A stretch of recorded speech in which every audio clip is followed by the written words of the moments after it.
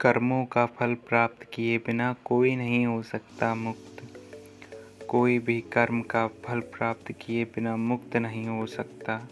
कर्म के आगे किसी का जोर तथा रिश्वत भी नहीं चलती। कर्म एक स्वतंत्र सत्ता है और जीव को, प्राणियों को कर्म करने का स्वतंत्र हक है और कर्म फल भी कर्म स्वभाव से ही प्राप्त होता है। यह बात जैन सभा, पुराना हाउसिंग बोर्ड, प्रवचन सभागृह में धर्म प्रेमियों को संबोधित करते हुए जैन संत अनुपम महाराज ने कही। उन्होंने कहा कि कर्म का फल कोई परमात्मा नहीं देता।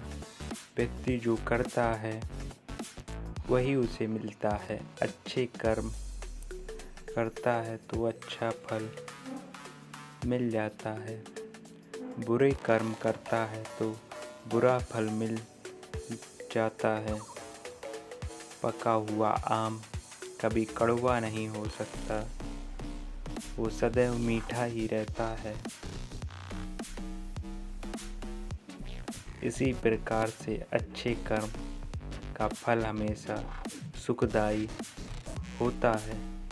इसीलिए हमें सर्वदा अच्छे कर्म, श्रेष्ठ कर्म, उत्तम कर्म, जिसमें आत्मा को सुख हो, आत्मा की मुक्ति हो और सर्वजन के लिए हितकारी हो, ऐसा श्रेष्ठ कर्म सदैव करना चाहिए। प्रभु महावीर इस संदर्भ में कहते हैं कि आत्मा स्वयं करता है, स्वयं भोगता है। आत्मा स्वयं मित्र और स्वयं शत्रु है। इसी बात को कर्मयोगी भगवान श्री कृष्ण कहते हैं कि कर्म करते जाओ, फल की इच्छा मत करो।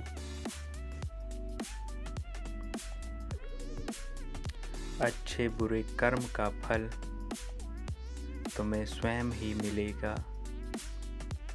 इसी बात को भगवान बुद्ध कहते हैं कि अच्छे कर्म का परिणाम अच्छा ही होता है और बुरे कर्म का परिणाम बुरा ही होता है।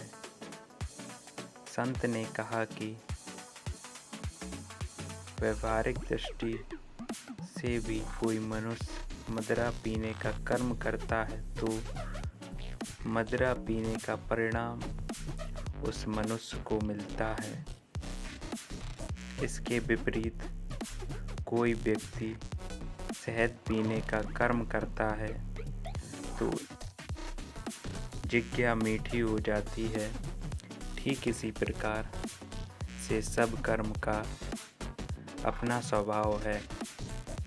वह अपने कार्य अनुसार, कर्म अनुसार अपना स्वभाव छोड़ता है।